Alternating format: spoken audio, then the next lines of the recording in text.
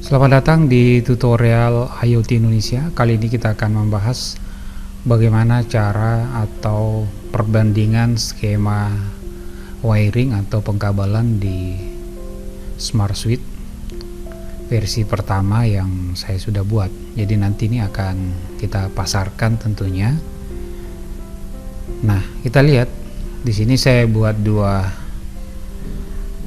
skema wiring ya. Yang di sebelah kiri ini ya, ini adalah skema wiring yang kita gunakan saat ini ya. Jadi bagi Anda yang belum menggunakan Smart Switch versi kami ya, yang kami buat ini akan seperti ini modelnya. Jadi pada tutorial kali ini saya akan menjelaskan perbandingan ya. Di sini perbandingan antara skema yang umum atau yang umum kita pakai di rumah ya, bagaimana sistem pengkabelan yang dilakukan oleh tukang listrik. Kemudian kalau kita menggunakan kalau Anda sudah membeli produk saya ini, nanti akan seperti ini model skematik pengkabelannya ya. Nah, kita lihat yang pertama dulu ya. Di sebelah kiri ini adalah skema yang umum atau yang paling umum yang ada di Indonesia ya. Jadi kita umpamakan saja ya, walaupun ini adalah sumbernya sumber 9 volt, ini adalah kita ibaratkan adalah sumber dari PLN ya. Jadi sumber dari PLN itu sebenarnya ada dua, ada kabel fasa dan kabel negatif ya.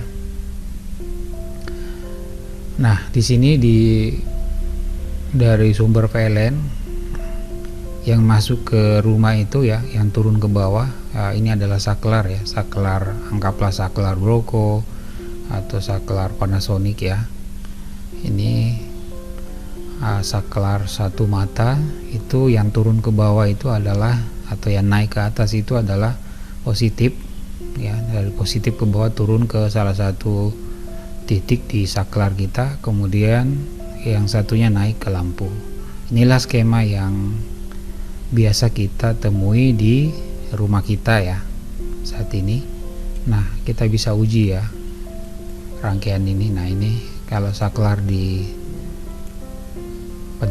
tentu akan nyala atau off ya, atau mati lampunya. Nah, seperti ini model yang umum yang kita gunakan saat ini ya, instalasi dari PLN. Ada positif yang masuk ya.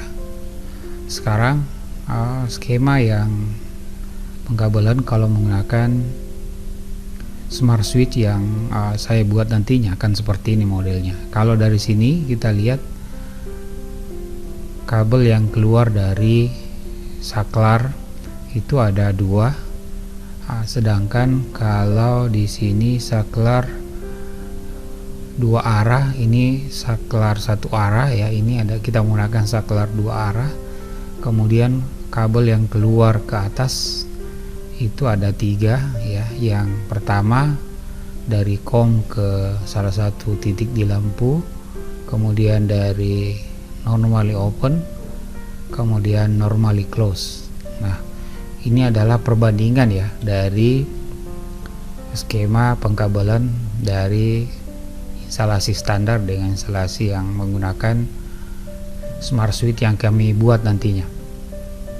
Kemudian ada yang sedikit perbedaan di sini ya. Kalau dari skema yang umum atau yang sekarang kita gunakan tanpa menggunakan perangkat-perangkat pintar, itu ada sumber positif masuk ke dalam saklar. Nah, kalau ini tidak ada sumber positif masuk ke dalam saklar. Jadi saklar kita juga jauh lebih aman tentunya ya, nggak ada jalur fasa masuk ke dalam saklar kita. Jadi jalur fasa atau positif itu hanya masuk di atas ya. Jadi saya ibaratkan yang garis biru ini adalah plafon atau ceiling ya. Jadi jalur positif itu dari lampu masuk ke sumber PLN tentunya. Kemudian di Smart Switch ini saya membuat atau menambahkan alat ya untuk mengkonversi arus AC ke DC untuk mensuplai beberapa peralatan elektronik yang ada di rangkaian smart switch ini. Jadi dari sumber PLN ini akan ada dua masuk inputan ya, itu inputan fasa dan negatifnya. Kemudian selanjutnya dari sumber negatif ini masuk ke salah satu komponen relay di smart switch yang kita sudah buat. Nah, ini perbandingannya, kita coba uji ya.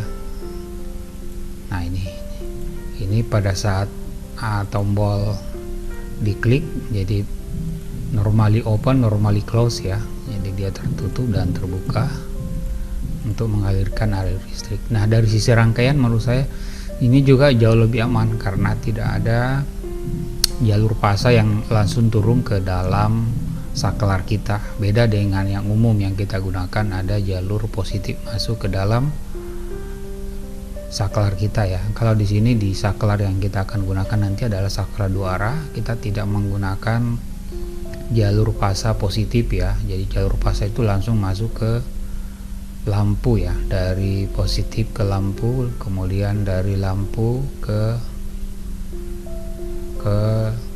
saklar ya. Jadi di sini ada tiga. Kalau saklar dua arah itu ada 3 titik ya tersedia, itu normally open, kemudian kemudian normally close. Nanti dihubungkan masing-masing normally open ke normally open di switch, kemudian normally close dihubungkan juga dengan switch ke normally close nya tentunya. Nah, seperti ini perbedaan rangkaian yang akan kita gunakan. Seperti itu perbedaan mendasarnya ya. Nah, sekarang kita akan bagaimana sistem pekabelan sebenarnya, nanti kita akan bisa lihat ya. Nah, ini di sini nanti kalau kita betul-betul memasang di rumah ya dengan seperti ini biar rapi ya. Jadi dari jalur saklar ini akan ada 3 kabel naik ya. Jadi ini panduan untuk pemasangan sebenarnya. Ada 3 kabel yang naik, yang tengah ini ke lampu, salah satu titik lampu. Kemudian yang 2 ini masuk ke jadi normally close, daripada saklar ini masuk ke normally close di relay, normally open masuk di normally open di relay tentunya.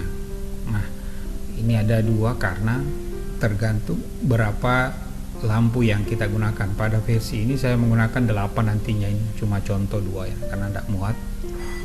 Jadi kita lihat dari sumber PLN, kita ibaratkan bahwa 9 volt ini sumber dari PLN ya. Kemudian masuk ini jaringan yang ada di atas plafon ya, ini batas plafon. Kita lihat ada sumber positif, sumber negatif. Jadi dari sumber negatif dari sumber positif itu masuk ke lampu ya. Jadi ini perbedaan dengan instalasi standar yang biasa dilakukan di rumah ya. Dari positif masuk ke lampu, kemudian dari sisi lampu yang lain masuk ke titik di saklar 2 arah. Demikian selanjutnya untuk negatif. Negatif di sini dari sumber tadi masuk ke input AC yang ada di perangkat smart switch pintar yang kita sudah buat ya. Dia akan masuk di situ, kemudian disitulah dia akan ditambahkan ya, masuk ke dalam smart switch yang lain. Dengan seperti ini kita bisa lihat, kita bisa simulasi juga ya, artinya lampu bisa dinyalakan dengan nyaman tentunya. Jadi baik dari manual dan baik secara aplikasi ya. Jadi kenapa saya menggunakan skema seperti ini? Kalau kita menggunakan skema seperti ini, walaupun misalnya ya di smart switch ini ketersediaan internet tidak ada, kita masih bisa menggunakan saklar manualnya. Beda kalau misalnya saklar manualnya itu kita ambil dari jalur dari ISP32, itu dipastikan bahwa kita tidak bisa menggunakan saklar manualnya pada saat internet tidak tersedia, dan ini tentu tidak tentu tidak rekomendasi digunakan, karena ya sudah tidak pintar lagi kalau seperti itu ya. Kalau misalnya internet bermasalah, kita tidak bisa mengakses tombol manual ya. Nah, dengan skema seperti ini saya pastikan dan saya garansi bahwa walaupun kondisi internet bermasalah, saklar manual kita tetap bisa digunakan seperti layaknya seperti biasa, seperti itu. Nah, ini adalah salah satu panduan bagi Anda yang ingin memasang di rumah perangkat smart switch yang kami buat. Oke, demikian tutorial kali ini, semoga bisa membantu. Mudah-mudahan teman-teman bisa lebih memahami cara kerja dan cara pemasangan instalasi di rumah perangkat smart switch yang kami buat. Oke, sampai jumpa di tutorial berikutnya. Assalamualaikum warahmatullahi wabarakatuh.